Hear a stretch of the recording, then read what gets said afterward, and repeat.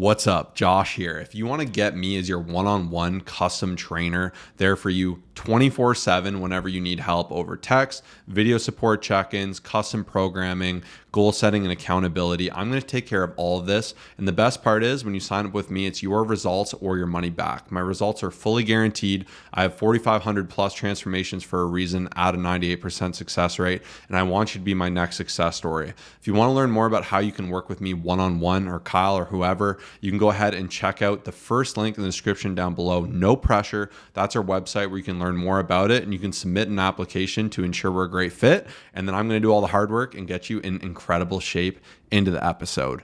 What's up, everybody? It's your coach and host, Josh, here with his co-host and co-coach, KG, and I'm in the house. We had a fun episode. I'm genuinely excited with this because today I'm going to show you how to fix 93% of your problems with 4 diet changes. I sat down, I did some research, I made some notes, I narrowed into 4 things that I find are going to fix 93% of your problems. And ultimately, this is going to make you fitter, healthier, and happier. So these are the 4 big things. These are things I work through with my clients to create consistent, lasting change. And the first one might surprise you, and that is to think about your gut health. And see, right away, I got you there. I probably got you buzzing, probably got you excited. You're like, yes, it's my gut health. That's the problem. That's why I'm not fit. But this is where you need to be careful. And I'm not saying gut health is not important. This is very important. There's a lot of new science coming out on this. It's very complex. It's very confusing. And of course, you can do things like eating more fermented foods, yogurt, kombucha, prebiotic-rich foods, garlic, onion, asparagus, banana. These things will support healthy gut bacteria. But this isn't your problem. One of your problems is you're looking for these quick fixes and these abstract approaches to actually solving your problems when you're not actually identifying how you feel. So instead of worrying about your gut health, think, am I actually giving myself what I need to be healthy? So it's very easy to think of food. When I say food, most likely you're thinking of your favorite foods. At least for me, if you love food like me, your mind's going to pizza, it's going to ice cream for Kyle, it's going to these different things. And with food, often we think, ooh, what's the yummiest, best thing I can get? And when we're bored at night, what do? Do we go, oh, I can't wait, just go eat some broccoli, some carrots, and a big salad? Not a chance. We're like, give me some chips, give me some whatever it may be. And these foods, if I ask you, how do you feel after you eat a whole pizza, after you have a massive bag of chips? You're like, oh, my mouth is so salty. I'm waking up to drink water. I don't feel good the next day. My energy's sapped. So instead, start to identify how food actually makes you feel. And I find doing this was one of the best pivots for me to staying lean, because when I actually was aware of this, even as someone who's lactose, I, as a kid, used to think I'd get this back pain. I'd have this crazy back pain. I remember I'd be walking home from school and it just killed me. And it wasn't back pain. It's that it felt like someone was stabbing me in the stomach because I was having a lot of milk. My body can't process lactose as well as like someone like Kyle can. So for me to keep doing that, continuing to be in pain, it's just dumb. It's stupid. And if I'm overly focused on my gut health, but I'm continuing to drink milk, you can see how this is counterintuitive and how this is like a really dumb way to look at it. So stop looking for these quick buzzes. And for you, maybe all week you're perfect, you're eating great, your gut health is there, you're buying all organic. And then the weekend comes around, you're out with your buddies and you're drinking 10 mixed drinks with thousands of calories and you're hitting McDonald's up on the way home, you're sleeping in and having a massive brunch and you're destroying this process. So instead, if you can identify like, what makes me feel good? Do I feel good when I eat constant, massive amounts of dessert? Do I feel good when I'm just excessively snacking at night? Chances are no. And the more you can identify this, and even for myself, I love food. I've spoken before, I have a problem where I would overorder because I'd always be hungry and I'd be like, why eat one burger when I could order 3 off the hop? And I have a tendency to want to finish my food. So the more you can understand your psychology, if I order these 3 burgers, I'm going to overeat, I'm going to be stuffed, I'm going to feel gross, I'm going to want to lay down after. Instead, I'm like, I'll eat a burger, I'll feel better, I'll have more energy, I'll move on from there. I'll identify 80-20. Instead of needing to just go crazy, like Kyle could have pints and pints of ice cream, maybe he'll portion it out over 5 days. He'll have a reasonable amount of ice cream. He'll be eating 80% whole foods, 20% not as good food. So this is a big paradigm shift for me. And it's not to say you can't have fun, but the more you can identify these things and say, what's actually building me up? What's making me wake up, snapping out of bed, full of energy, ready to lift heavy? What's making me feel lethargic? What's hurting my gains? What's hurting my stomach? What's causing me to break out more? It makes it more motivating to eat these foods that will actually build you up. So this is a big mindset shift, but this is something that was absolutely huge for me. I think it's really important to go back to like remembering how things make you feel. And yeah, it is tough because I feel like unfortunately a lot of people don't give themselves that opportunity to pay attention to it, especially if you're running around, you're always, out in social things. You may not even sit there and like pay attention. Maybe you eat when you drive because you're running around with the kids, whatever it is, like you just don't really pay attention to that. So like, even if I were to ask some people, hey, how was it? They'd be like, how was your meal? They'd be like, oh, it tasted so great or whatever.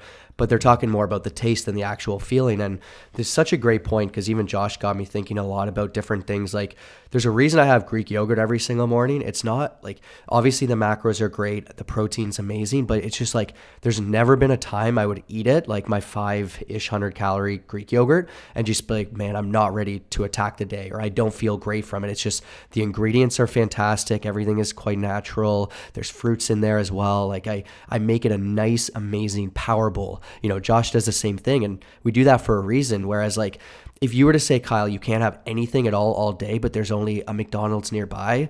Yeah, of course, I don't believe it's healthy. I don't agree with the food there. I think it's kind of nonsense, but it's also just like, I would rather not have anything at all because I know that McDonald's is going to leave me feeling horrible and just not going to be worth it. So I'd rather just stay away from it because I've had those experiences in the past. And, sometimes you have to have those bad experiences to kind of say, hey, here's what we're going to stay away from. So don't feel bad if you've had those, but always remember that. And it helps you make the right decisions moving forward. So yeah, incredibly well said. I know that was a smidgen abstract, so bear with me there, but I'm telling you, this is the best shift. And it just makes it way easier too when you start to identify and think about that. And even once you start eating healthier and you actually make a point to make this pivot, it's absolutely phenomenal how much better you feel. And you really realize when like that diet shifts, right? Like you're in a tough situation or maybe you mess up. And the more you become aware, the easier it is just to have that higher level thought. But the second biggest tip that's killing a lot of your progress is limit high calorie snacking. So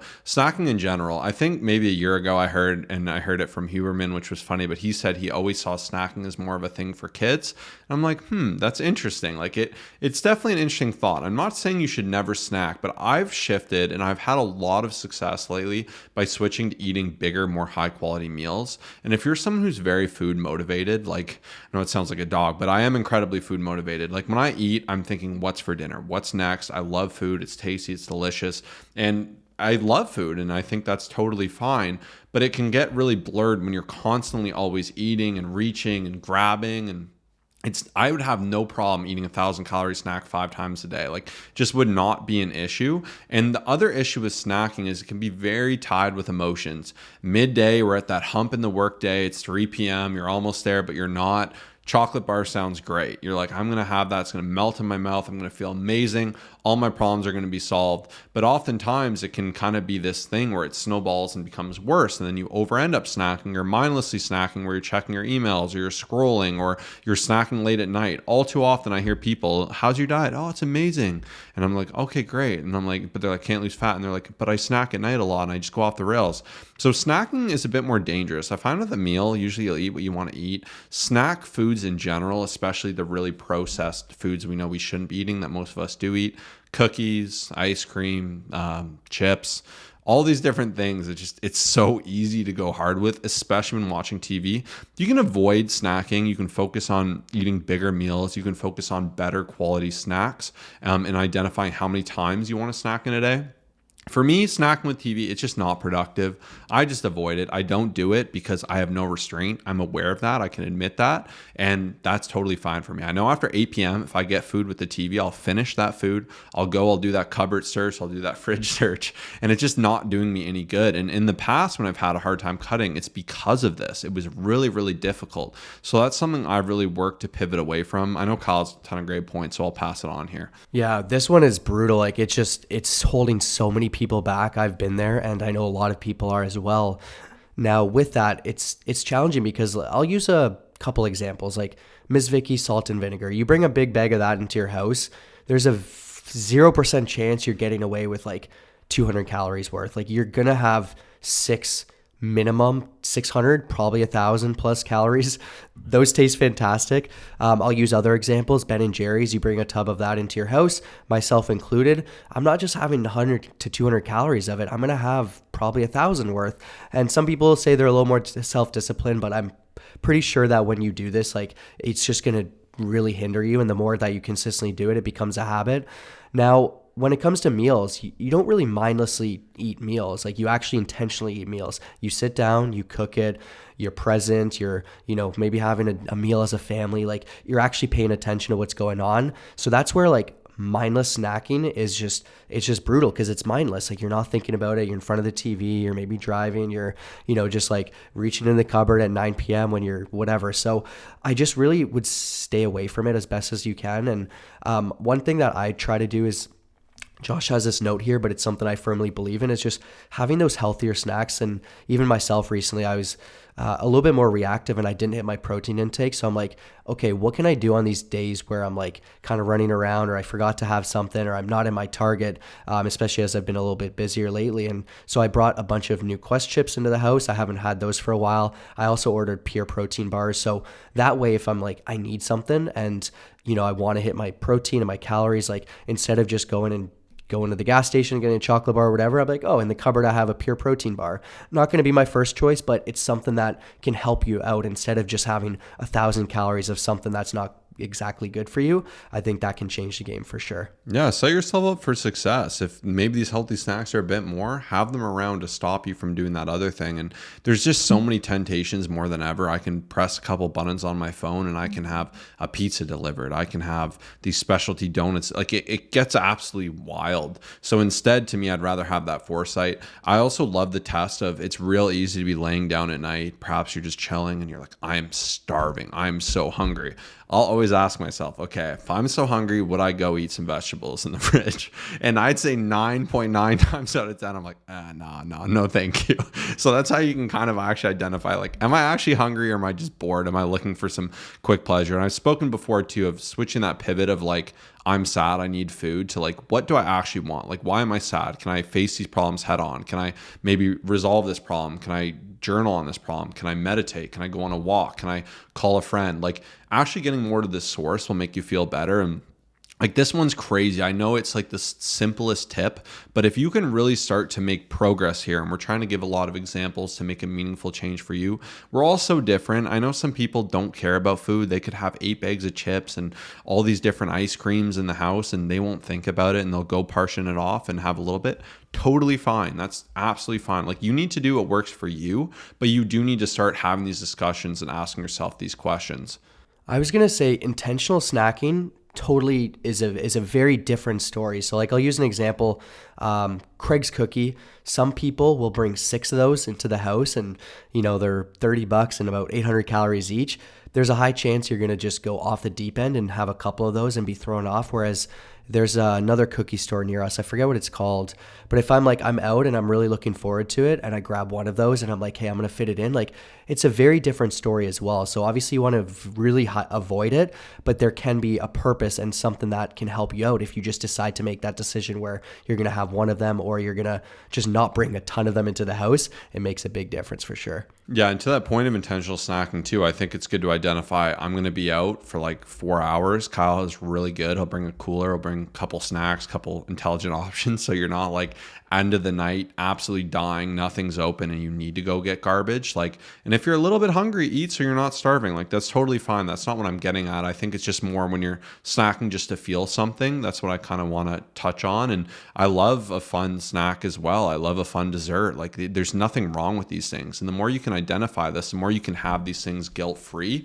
So it can actually be a lot more positive. But for my third tip, it's track. And right away when I say track your calories, commonly get met with, that is way too hard. I don't know how to do that. I don't have the time to do that. I'm really busy. I like cooking a lot, so it's way too hard. Listen, on Monday I shared this quote. I'm going to share it with you again. If you want it bad enough, you'll find a way. If you don't want it bad enough, you'll find an excuse. If you want to lose more fat, maintain a leaner physique, and see more progress, you will track your food. If you don't want that. That is just a reality of the fact. And unless you have some issue where you perhaps had an ED and you can't actually go about this, that I understand. But what I'm getting at is if you're using these barriers of like, it's difficult, the time, this and that, like I continue to do this because I love food. It's tempting to me and it's difficult to like actually, like if I could just go free willy-nilly, I could eat 6,000 calories every single day. It would not be an issue for me. So for me, it takes a lot of this pain out because I know like how many calories do I have left? What's a reasonable amount for me to eat? What can I do to manipulate my weight, to lose weight, to bulk? It just makes it way easier. And there's levels to the tracking too. So being as accurate as you can, using a scale, using measuring cups, doing these things will just improve your results with nutrition tenfold. And by actually making this change, you'll be aware. And I'm not saying you need to log the rest of your life. Not everyone does. Not everyone has as intense militant goals as me. But I would recommend at least doing it for a year because you'll really learn like, oh, this food is dense in protein. This food is a carb source. This food is this. I didn't realize that this peanut butter scoop I've been having is 500 calories because I'm going super heavy. So by actually taking the time to learn about this, you'll have these tools for the rest of your life. You'll be able to better identify portion sizes and maybe your favorite places, maybe like a crumble cookie. People are shocked to know those are like 1,000 calories in most cases. And by being aware of these things, it makes it a lot easier to avoid these days where you're going excessively over, you're putting on fat. And over time, weeks, months, years of your life, that will stack up quite a lot. Yeah, and honestly, if you're someone who makes, I guess you could say, an excuse around logging, I would say try to switch your mindset. Like, don't look at it as like a chore or I have to, or it's holding me back, or it's taking away so much time. I look at it as awareness and accountability. So for me to essentially pay $0 unless you go premium on these apps, which you don't need, and a couple minutes a day, for me to have so much awareness and accountability and then have to send it to Coach Josh, and he does the same to me and our clients do the same, like I will 100% take that trade because not only is it going to help me make better decisions, it's also going to tell me where I'm going wrong, where I can improve. And so to have that for like a couple minutes a day is just amazing. It's one of the greatest things you can do. And I think so many people are like so quick to think that it takes too much, especially those who like will watch a couple hours of Netflix a day, maybe scroll reels quite a bit, screen time's a ton. And some people I'm calling out, and I just do it in a loving way because it will, for the most part, make you make better decisions. And I know a lot of people just are held back from that. So last thing I'll say on that is I really like that Josh said there's layers to this, because some people will say they track, but just not do it properly with not using measuring cups, not using the scale. Some people actually do it the day after, and I've made that mistake, but I know sometimes people will just put what they think they need to put because they're trying to make it all fit. And then you're just kind of guessing a bunch of random stuff. So it's not exactly going to be as accurate because you forget a lot. So really, if you want to do it to the best of your ability, do it in real time, use the measuring cups, try to, anyways, we'll save that for another day, but it makes a big difference for sure. Yeah, Kyle nailed it. I love when people sign up and I challenge them with this and I help them aid to create this habit. They'll say, I don't know why I didn't do this. This is amazing. This is so easy now. Like, I didn't realize it could be that easy. So like, once again, if you haven't, now's your chance. A lot of people say, what app do I get? I've used MyFitnessPal forever. I have no association with them. I think their paid version sucks. I know there's a lot of other great apps out there. I know some of my clients use Lose It. And I'm sure there's a million others. Really, anyone's fine as long as they have a big database. But last but not least is increasing your protein intake. We beat this like a drum. If you're not new around here, you've heard us talk about this. Maybe if you are new, you'll say why. But by increasing your protein intake, this is going to fix a lot of things. Protein is going to help you have more energy. It's going to help you have more satiety, which means it's going to be more filling than if you're eating other things. And it's going to actually help you put on more muscle and maintain more muscle when you lose fat. So if you're not utilizing protein in your diet, you are literally shooting yourself in the foot, and you're making this way harder than you need to. And it's a big adjustment getting used to eating more protein, to making that change. But it's absolutely something you can do. And we have countless resources on this. So if you want, just search Fit, Healthy, Happy Protein. You'll be able to find that there. But those are the 4 tips that I would really say are really just hurting you. And this will fix 93% of your problems. Instead of worrying about the minutia of your gut health, of the best carb source, or how, if you're having enough fats, focus on these 4 things. And I promise you will be leaner, you'll gain more muscle, and you'll live a fitter and healthier and happier life. And if you want to work one-on-one with me and Kyle, take all the guesswork out of it, check out the website down below. No pressure at all. You can see more about what we do, how we can help you. Submit an application. We'll make sure we're a great fit. And I can't wait for you to be my next success story. If this helped you and this will help someone send this off to them. Share this podcast episode with them. It would really mean the world for us, and we'd love to help them. And you're going to be helping your friend as well. Also, be sure to share it to your story on Instagram or your Facebook. If this did help you, this will get it out to more people. But this is a huge episode. It's something I stand behind. So thank you so much for tuning in. Peace out.